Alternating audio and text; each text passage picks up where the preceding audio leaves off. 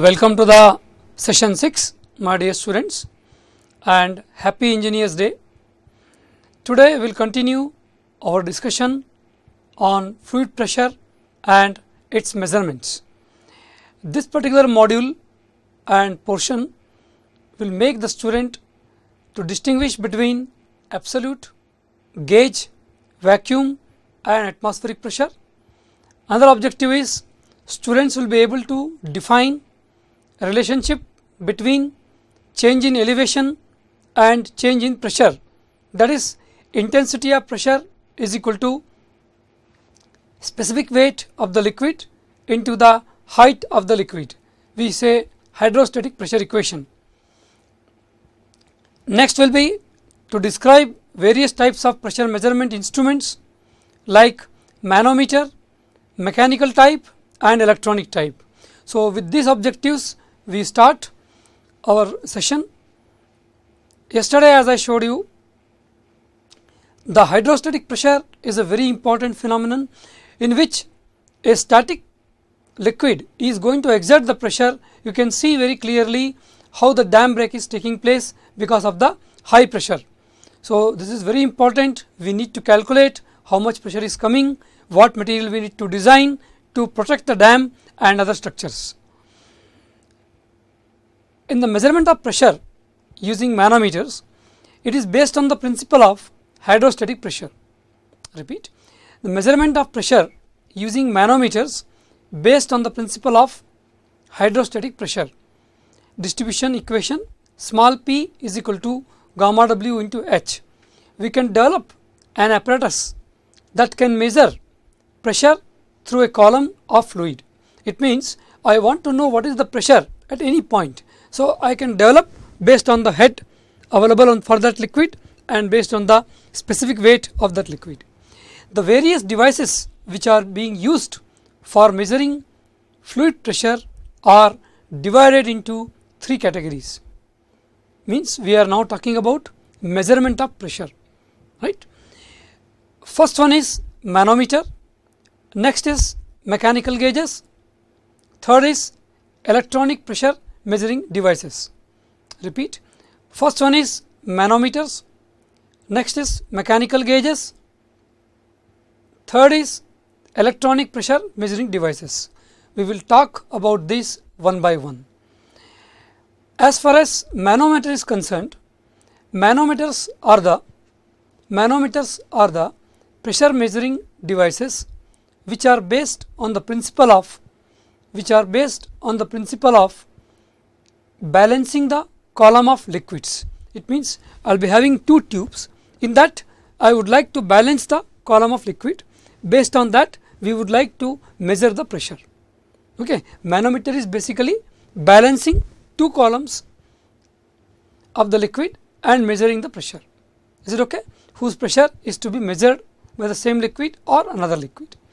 Mechanical gauges, as the name is mentioned, it is mechanical. It will be like a dial gauge. It will be a gauge which you normally see in the petrol pumps. Okay. So, these are the mechanical gauges which consist of an elastic element which deflects under the action of applied pressure. For example, my hand is an indicator. You can see that if I apply pressure, you can see it is moving. It is 0. The moment I apply pressure, it moves. It is a mechanical system under the action of the applied pressure. Is it okay? And this movement will operate a pointer on a graduated scale which we will read. Is it okay? Mechanical gauges are mechanical type and they are pointer. It is basically deflection of the pointer based on the applied pressure, correct. This is the indicator and you might have seen speedometer in your vehicle, no, 20 km per hour, 40 km per hour, it is based on the rotation of that vehicle. Similarly, the deflection of the pointer will come based on the pressure you apply. We will see into it. Next one comes the electronic measuring devices. They are a bit costly, no doubt. Accuracy is also very good. But pressure transducers convert a pressure. It converts a pressure into an electrical output. You may be thinking how. For example, this is the pressure I am applying on my hand. You can see I am applying on my hand. So this particular pressure is converted to a electrical signal. How? It is either be a millivolts or it will be a milliamps.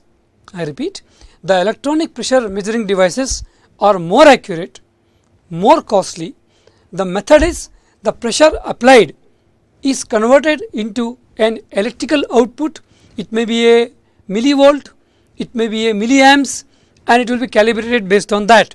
So directly we get a digital meter. You might have seen some petrol pumps, instead of the dial gauge, there is a direct indicator is there. He will change 32, 33, 35 like that. That is a PSI, pound per square inch. It is basically a electronic pressure measuring device. Definitely the electronic gauges are more accurate and it is more costlier. So we need to see one by one. One is balancing the liquid column in the tubes. Next one is mechanical gauges based on the dial, exactly like your watch. You can see it's a dial gauge. And third one is the electronic pressure measuring device, which gives you a direct value. Definitely this is more accurate and costly. Let's see one by one. Let us come to the manometer part. Manometer, as you can see, it can be of many types. Normally it is made of glass tube. You can see the first one, which is here. This is a piezometer. It means you put any liquid, it will rise to that atmospheric pressure. That's why the barometer is like this. The barometer will be like this. It's called piezometer. It's a one limb. This is also a piezometer, another type. This is a U-tube manometer. You can see the shape is U. It is called U-tube manometer. Then you may be thinking, suppose the shape is inverted U. Yes, we can call it inverted U-tube manometer. I will come to that later. But before, we will see to it. H1 is the height of the A point. Pressure at A is the pressure due to column of liquid above A. It means if I am saying A, this much only height will come. Example, if this is a height of the system, if my point A is here, this much height only will come. That is the point A. This is H1. Actually, the point B here you can see it's more height. So H2 is coming into picture. So the intensity of pressure here is rho density of the liquid, G acceleration due to gravity, H1 is the height. Similarly, the intensity of pressure at the point B is equal to gamma H, or gamma is rho, which is the density of the liquid, into G into the height 2. So one thing is very clear, higher the height, higher will be the intensity of pressure. I think yesterday also I have described you same thing. Let us see other thing. You can see one more meter is here. Here it's inclined manometer. You may be thinking, what is there, sir? It is inclined, so we call inclined manometer. In this case, you can see the manometer liquid is rising on an inclined limb. This is more accurate compared to vertical manometer. Then you may be thinking, why can't make it horizontal? It will flow out, no, in that case. So inclined manometer are used where more accuracy is required. But this is also a simple manometer of one limb. This is a U-tube manometer of two limb. Okay. Now one more thing you can observe here, my dear students. High I am mentioned here and low I am mentioned here. Can I get your attention? High is mentioned this side and low is mentioned this side. You may be thinking, why I am mentioning.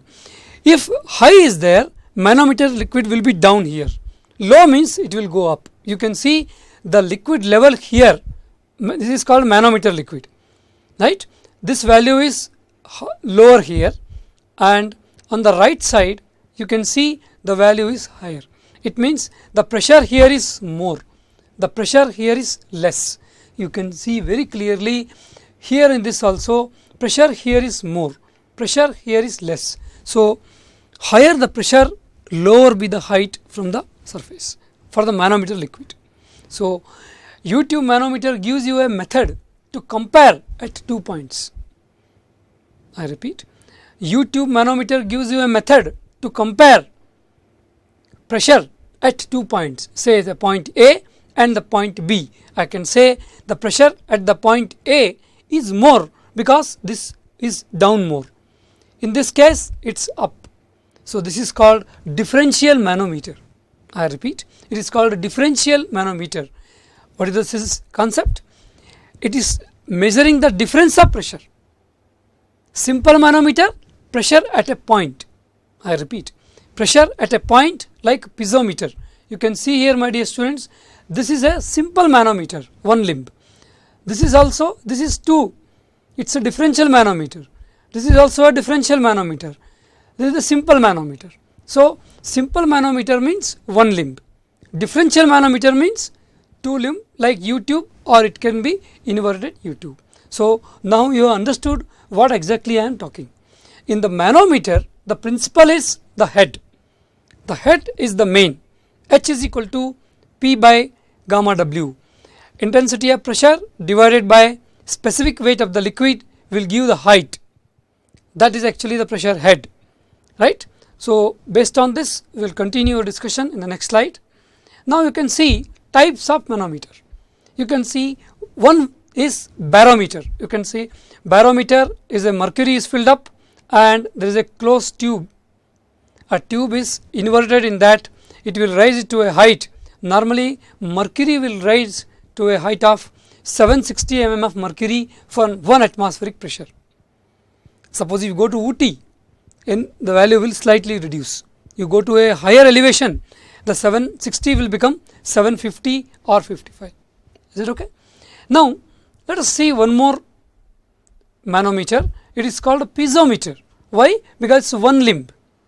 One limb is, you can see the point A. You can imagine, I will show it by a pen. It is a pipeline going like this, perpendicular to the board. So this point is your A. Can you see that? This point is your A. It means perpendicular to that is a pipeline like this. This is a pipeline and it is going like this. And this point is your A. This point I am attaching to a glass tube. You can see outside and it is open to atmosphere. Have you imagined? I will repeat.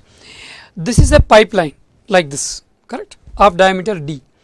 This point, which is you are seeing the cross section, is this point A. I am showing it by a mouse. This particular point is attached with a glass tube here, exactly as shown in the figure. It is called piezometer. This piezometer will carry the height. Based on this, we will write the manometer equation and we get pressure at a point. We get pressure at a point. So barometer measures the atmospheric pressure. Piezometer measures pressure at a point. Let us go to the next one. Is it okay? Now this you can see a pipeline A is here and B is here, exactly like this. If I want to show you like this, pipeline A is here, pipeline B is here.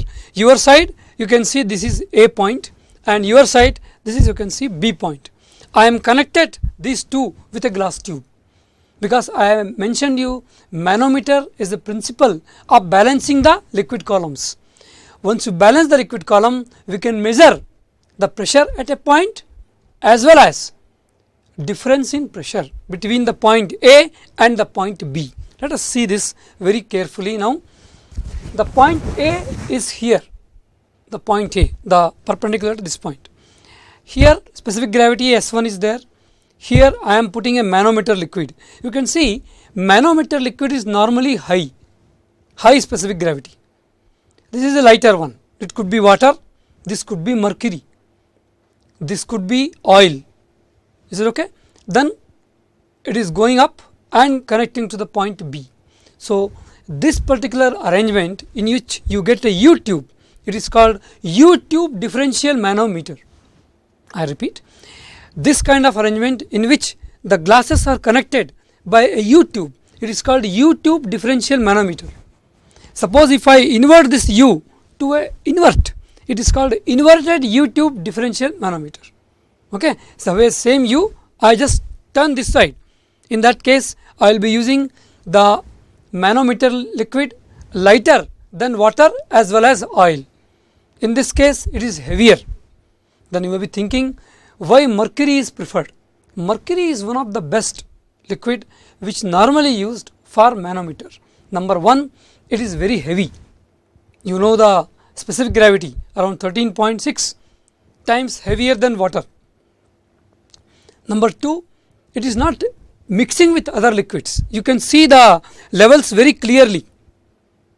Number three, its boiling point is very high and vapor pressure is also very low. So it is very suitable. It is immiscible, heavy density, easily remarkable.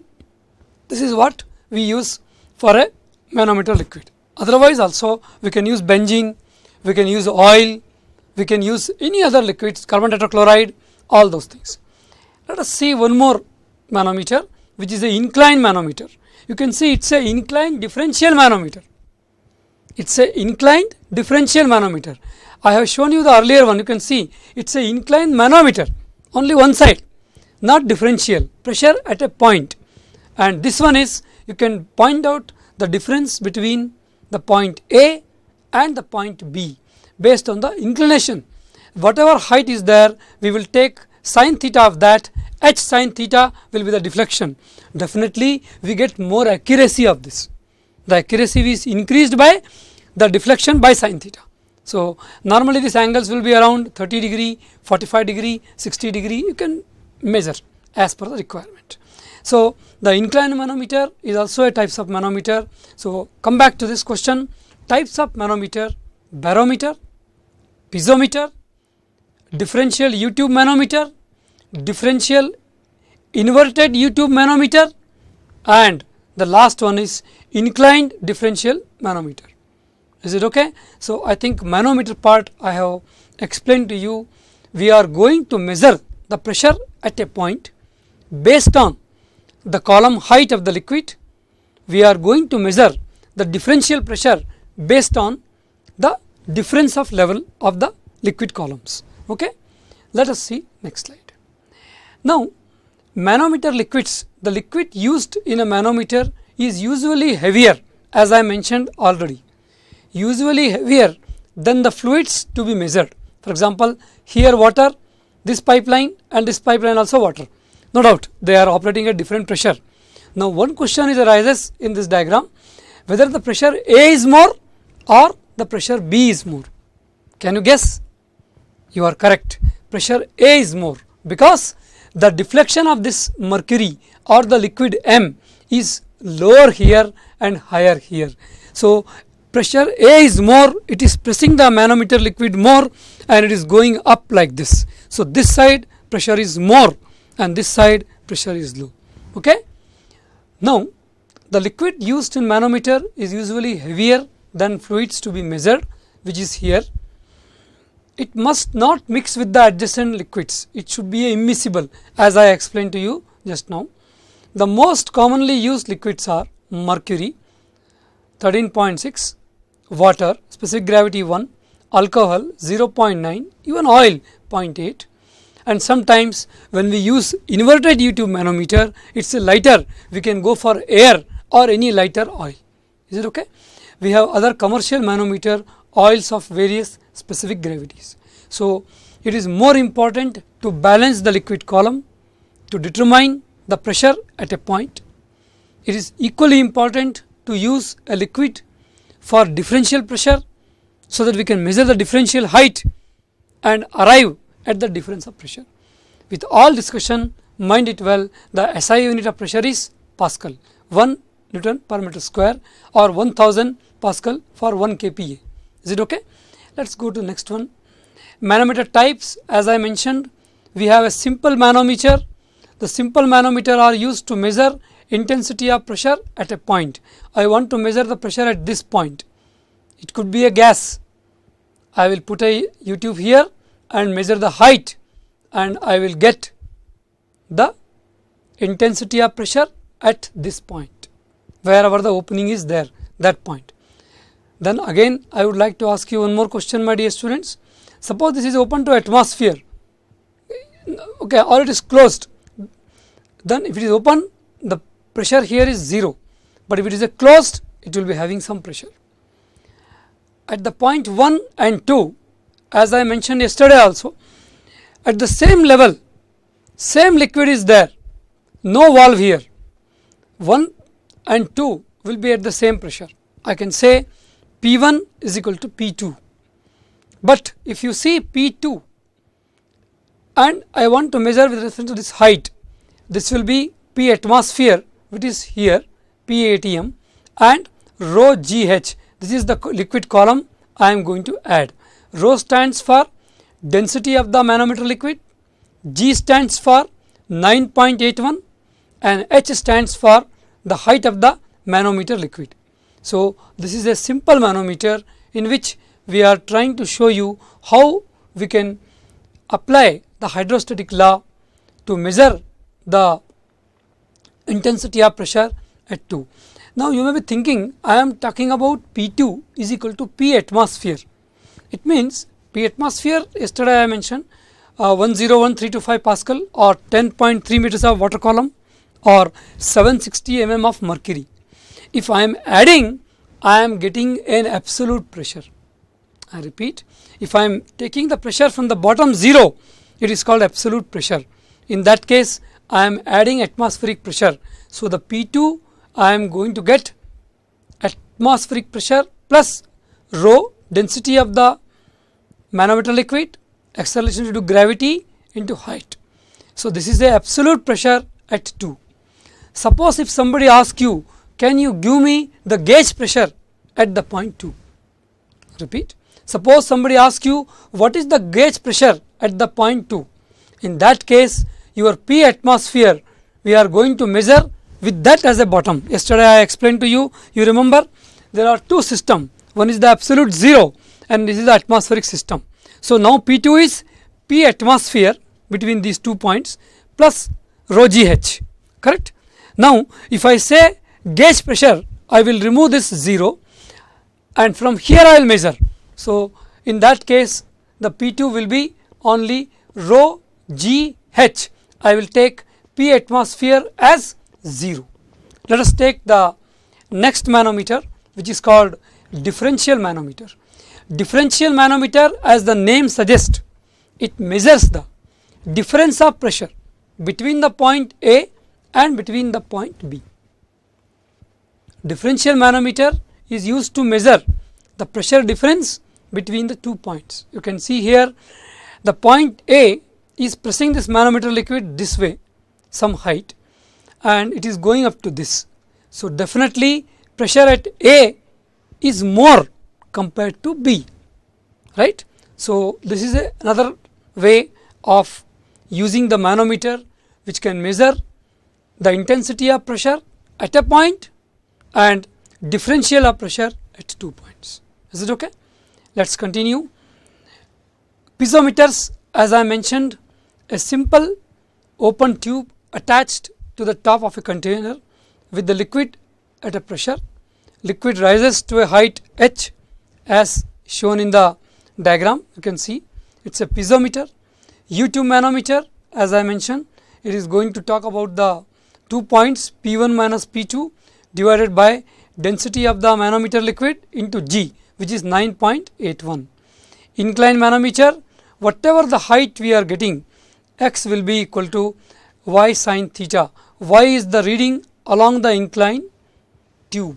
Y is the along the tube. Whatever reading is there, I am going to measure here, and whatever angle is there, theta, I am going to multiply, I get x from that. So, x will be equal to y sin theta. If theta is 30 degree, x y sin 30, x will be equal to y sin 30. If it is 45 degree, x will be y sin 45. So, we are measuring the inclined distance y and connecting it to x is equal to y sin theta in the inclined tube manometer. Is it okay? Next we will see the differential manometer, but now we will see how we are going to measure it. This particular pipeline, which is here exactly, I put a orifice, you can see here, a obstruction is there at the center. Definitely pressure here is more, pressure here is less, that is why flow is taking place this way. You may be thinking, how? My dear friends, if this is a horizontal pipeline, suppose if I tilt it, tell me where the flow will be. You may be thinking what I am asking. It is going to flow in this direction, correct? This is a higher point, higher pressure, lower point, lower pressure. It will flow in this direction. So P1 is the intensity of pressure at the point 1. You can see here in the manometer tube, the pressure term is the gamma liquid into H liquid. Okay, gamma liquid is rho liquid into G into H. Let us write the equation. Now before we write the equation, I would like to go to the board. You can see this is a system in which I have shown a pipeline with a specific gravity S1 at the point A, having a height H1. Repeat, pipeline A perpendicular to the board, right? The point A is here, specific gravity is S1, height of this liquid you can see H1. This is a manometer liquid, you can see it is a U tube, specific gravity S2, height H2, and there is a one more liquid S3, height H3. Is it okay? So we have taken an example of a pipe with a point A connected to a glass tube up to the point 1,1, same liquid is there, 1,1 onwards S2 liquid is there, it is up to this point 2,2 and 3,3. From there one more lighter liquid is there having the specific gravity S3 and height H3. In all this I have mentioned one particular value. You can see on the top, gamma W is 9810. We are going to take specific weight of water as 9810 Newton per meter cube. Why I am showing this? I want you to note down this very carefully, how to arrive at the manometric equation. How to arrive at the manometric equation. Now one thing is very clear, as the depth increases, pressure increases. Repeat, on the top no pressure and the bottom maximum pressure, as I showed you in the dam burst, right? It means if you go downwards, we are going to increase the pressure. Now you may be asking one more question, my dear students, if I go upwards, what will happen? Pressure will decrease. If I go downwards, pressure is increasing, it is called downward, increasing, positive. If I am going upwards in the liquid column, pressure is going to be decreased. Okay, let us start one by one. We will start from the point A. We say intensity of pressure PA. We say intensity of pressure PA. Now you assume that you are inside this pipe. How you are travelling? You are travelling like this, as I showed in this sheet. You are coming in the downward direction. It is going to be positive. It means what exactly I am telling? If I say intensity of pressure at A as PA, plus will be there because I am coming downwards. I am coming downwards from the A point towards 1,1.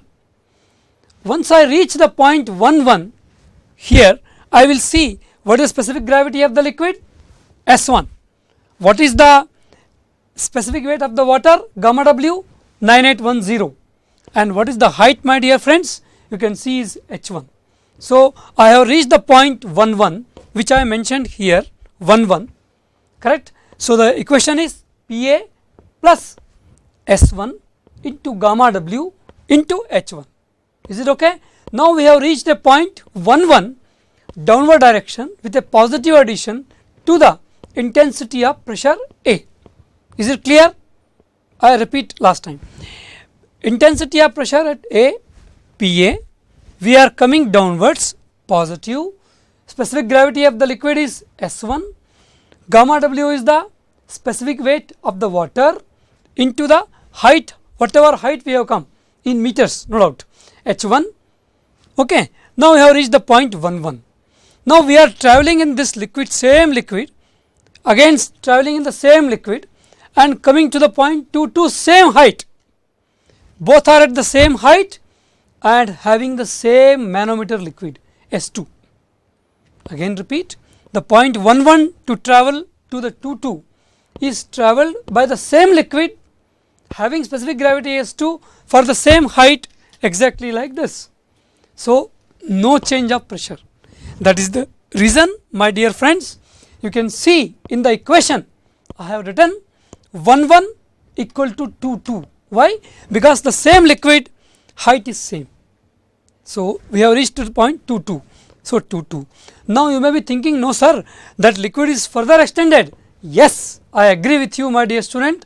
We will start from the 22 point our upward journey. Our upward journey. Again repeat, from the point 22 in the same liquid of specific gravity S2, we are travelling upwards. So, negative.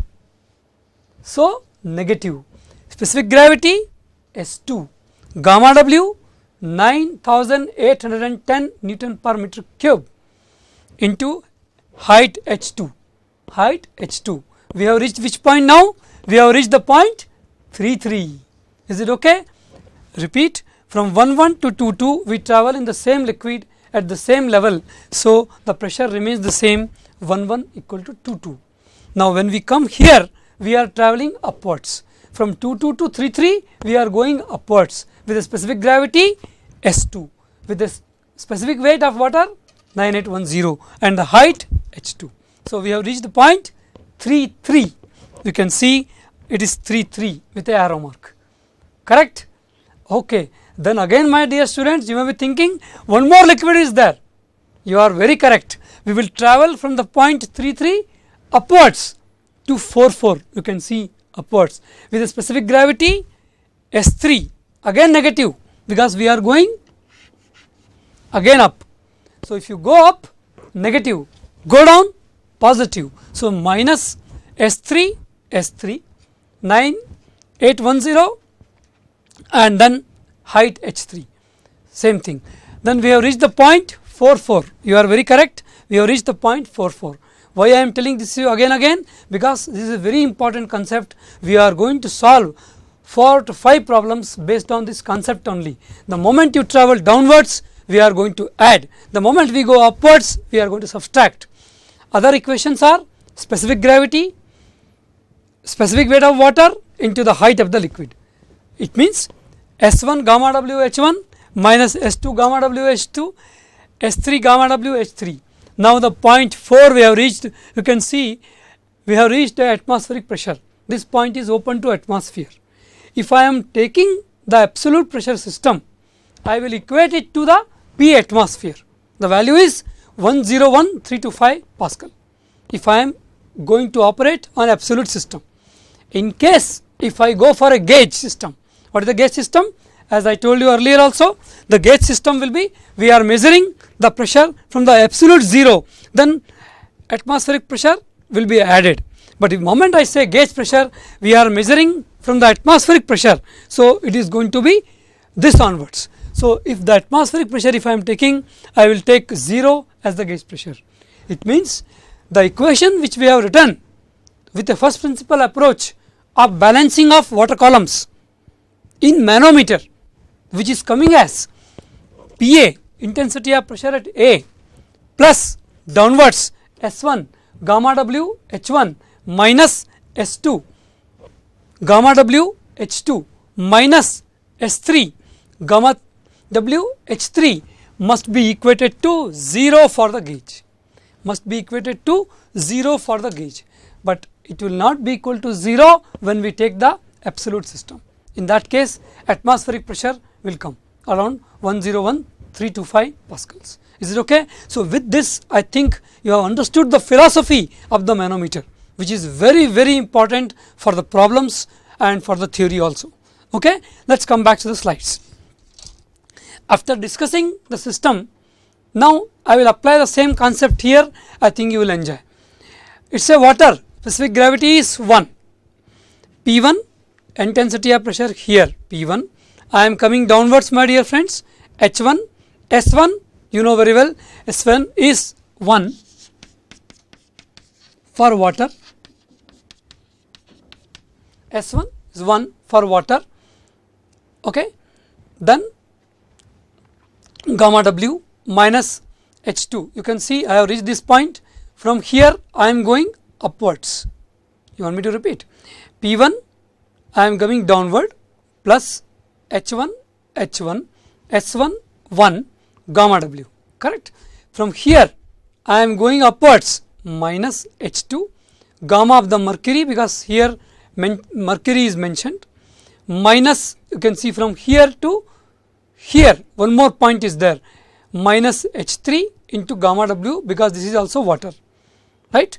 This must be equal to P2, which is here.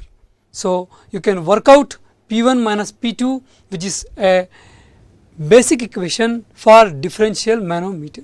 So mind it well, it is a very simple concept by balancing the water column in a manometer liquids. Is it okay? Let us see a small thing. You can see a small animation. As the tire pressure is low and low, it is a very small volume, it is high, it is bulging like anything. Definitely the pressure, higher the pressure will be having a big force, right, and lower the pressure, it is dangerous. Okay, it may even go to vapor pressure and form cavitation bubbles, as I mentioned yesterday, right.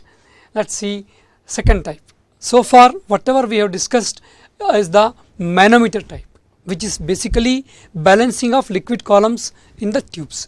Now we are talking about mechanical gauges. Mechanical gauges are basically indicator type, which is having a gauge. It will be having a pointer. You can see it is a pointer, exactly like your stopwatch or your clock, right, and pressure will be transmitted here. When it is low value, the pointer will come this point. When high value, it will go this side. Is it okay? This is a very simple mechanical arrangement in which it could be a C type tube. You can see the shape is looking like a C. It is called C type tube. Next is a spiral tube. You can see it is a spiraling. Can you see that very clearly? And I am applying the pressure from here, and this pressure is applied and this gauge is indicating. Exactly in your petrol bunks also you can see the indicators. So the first type is the C type. Next is the spiral type, like exactly spiral in your watch also, and third one is the helical type, which is very effective, very smart and very efficient. Here you are applying the pressure P and it is going to indicate to the transmission that needle or the pointer. This is a pointer here, this is a pointer here, and this is a pointer here. It is going to indicate you the dial gauge. Okay, that is a mechanical type. This is called Bourdon tubes. Now let us see working of Bourdon tubes, which is very important, very simple. The arrangement consists of a pressure responsive element. This is a pressure responsive element. Can you see some graduation is there? I am going to apply pressure in this tube. It may be air, it may be liquid, anything. It is a, you can see elliptical type of shape. The cross section is shown here. Can you see here? Yeah. Then it is going to apply the pressure, it is going to deflect, and this rack and pinion arrangement is there. It is going to deflect the needle based on the applied pressure. Let us read out the slide. The arrangement consists of a pressure responsive element made up of a phosphorus branch or special steel having elliptical cross section, which is here. This tube is talking about this tube where you are going to put your pressure, that you remember, no, in your automobile when he puts that particular tube on your valve, same thing. The element is curved into a circular arc. The end of the tube is closed and free to move, and the other end is connected to gauge point. This end is free to move, it is moving on this dial and this is connected to the gauge. So higher the pressure, higher will be the indication, lower the pressure, lower will be the indication. The movement is transferred to a needle using a sector pinion mechanism. The needle moves over a graduated dial. This graduated dial is calibrated already and it will show 25, 30, 40, etc. So this is a simple method of mechanical gauge which is called Bourdon tubes. Is it okay? Let us see next one. Before I go further, I would like to show you a small picture of pressure gauge. Okay, if possible I will show tomorrow the real gauge. Okay, these all different gauges are there. You can see the needle all 0 only. Okay, the moment you apply pressure, this needle will be moving on this dial. you can see this is a threading will be there. You can put it in a pipeline, put it in any system where you want to measure the pressure. So, this is going to measure the pressure at a point, right. Your tire pressure is also pressure at a point, and whatever value you get, it is a gauge pressure, not the absolute pressure, right. Now, this one very interesting, it is the third part of the pressure measurement. We have talked so far U-tube manometer, glass tubes. We have talked about mechanical gauges which are pointer type, indicator type, and this one you can see the most ultra modern called pressure transducer. This is an element in which the pressure is connected. This pressure vibration is transferred to a diaphragm. That diaphragm will vibrate at one particular frequency. It is going to be transferred to a millivolt or milliamps.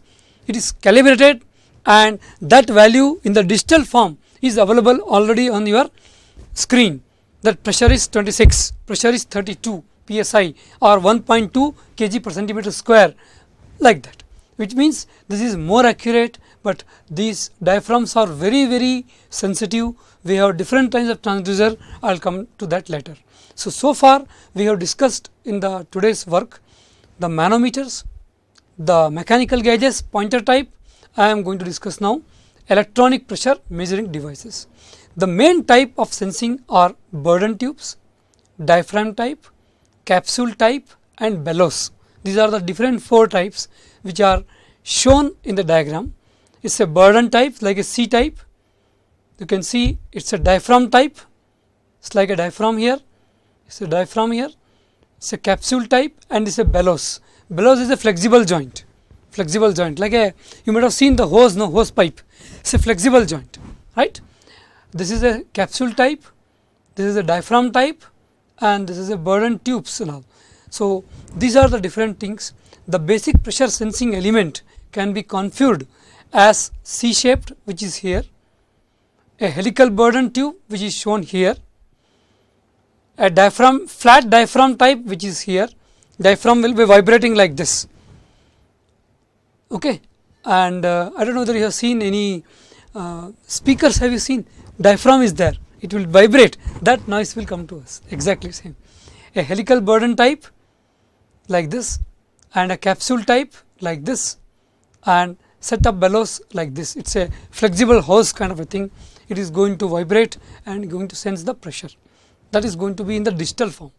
Sensing elements can be different. It means we are transferring a physical parameter like pressure. For example, if I take this duster and apply pressure on the hand, the moment I put pressure on this, your screen should show some kg of pressure. That is called sensing element. You might have seen the weigh gauges. Have you seen? The trucks will go and they will stand on a weigh gauge. What is the weight of the truck? Say 11.2 tons. That value will be coming on the direct screen. It is based on the mechanical transformation. That mechanical load cells will be transferred to electronic form, and it is giving to a digital value, say 12 ton, 30 tons, whatever it is. You have understood the point. So, the physical parameter pressure is transformed to the physical vibration in any form, and that vibration is converted to electrical signal. That electrical signal is displayed in directly a digital value. That is nothing but your electronic value, or you can say electronic pressure measuring device. No doubt they are costly. I have used such one during turbine testing. It was from the company Druck from UK, and it costed around $1,700. I am talking about 2000. Okay, you can imagine. It was a differential pressure transducer with a 1 millisecond response time, right? Because I have used it, I know it is very sensitive and very accurate to, that is being used to see the efficiency of a pump, efficiency of a turbine or any rotodynamic machines. So, they are very useful, but they are costly. Maybe now it may be around $2,000. So, you can work out one transducer how much it is going to cost. So, when we were testing, we were using at a time 9 transducer together, okay. Anyway, let us see the next one. The electronic pressure measuring, it is having a system. a pressure P is applied to a sensing element, then it is going to any mechanical element, or then it is going to signal element. So, there are three things. These are going to be very important to transfer a physical parameter like pressure to a electronic sensing element in the form of milliamps and millivolts. Is it okay? Now, let us start the problems on this particular section. Before that, I would like to give the important formulae to start. The intensity of pressure is equal to gamma liquid into H liquid. P, the small p, the intensity of pressure in newtons per meter square.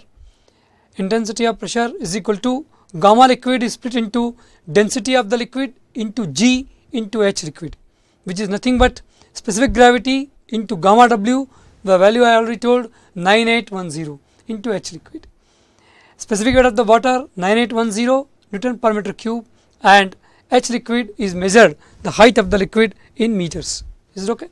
To convert a head of one liquid, a liquid number 1, to a head of another liquid 2, it means I want to have a comparative system.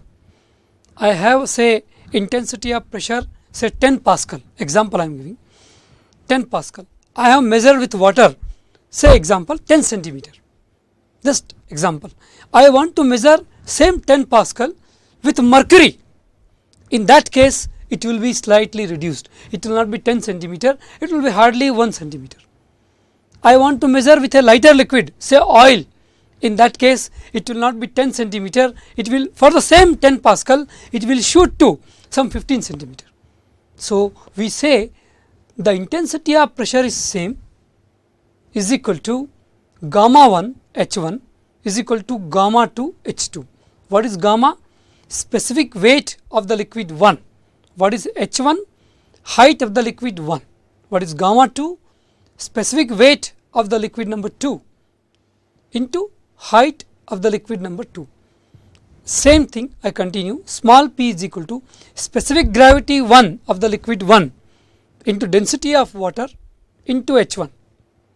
Same thing here, gamma 1 is converted to specific gravity 1 into gamma water into H1. Specific gravity 2 into gamma water. Okay. Now, this both will get cancelled and S1 H1 will be equal to S2 H2. So, it all depends what is the relative specific gravity. Is it okay? So, I have told you how the equivalent heights can be measured for the same pressure. Let us see pressure at a point, say at this point.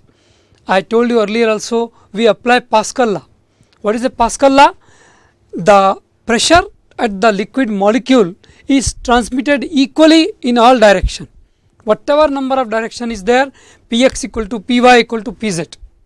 So, that is called Pascal's law, which is very important to lift very heavy loads.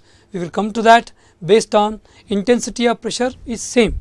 Exactly, I told you yesterday also 10 by 1 equal to 100 by 10. Exactly same concept is being applied for lifting high weight liquid with a small force. Atmospheric pressure 101.3 kilopascal or 10.3 meters of water column or 760 mm of mercury at standard temperature at mean sea level. Gamma of the water we are going to take 9810 Newton per meter cube. Gamma of the air 12.12 Newton per meter cube. You can see they are far apart, right. So, with this basic formulae we would like to start the numericals on this. Okay. I know time is running, but before that I am just giving you a small diagram. The equality of pressure is there in this case and this case. It is independent of shape. I told you yesterday also, shape can be of like this, it may have this or same. If the height of the liquid is same here, the pressure will be same here also, say 10 Pascal, 10 Pascal, 10 Pascal, same equality of pressure at the same level in a static fluid. We will take only one problem and close today's lecture on Pascal's law only. The diameters of ram and plunger of an hydraulic press are 250 mm, means 250 mm here, 25 mm respectively. This is 25 mm respectively. Find the weight lifted by the hydraulic press when the force applied at the plunger is 500 newtons. So it is so simple. P1 equal to P2, F1 by A1, F2 by A2. In one case A1 is pi by 4, 25 mm, 25 divided by 1000 square, pi by 4 d square. A2 250 mm, pi by 4 0.25 square. So we know A1 and A2. So F2 will be equal to F1 into A2 by A1. A2 you can see 0.25, here 0.025. It means they are almost 10 apart. If you take, it will be 100 times. So the load to be lifted, you can just imagine 500 Newton is hardly 50 kg. So we are going to can lift 500,000. It means it is going to lift a car by applying only a hand press of 50 kg, one cement bag you can say. So the moment you put one cement bag on the F1 side, it is going to lift a car of 50 tons. So this is what the hydraulic press, this is what we are going to use this application in our fluid mechanics, where the Pascal's law is applied to lift very heavy loads by application of a very small force. So thank you very much. Be in touch tomorrow. Come with calculator. We are going to solve numericals tomorrow. Thank you.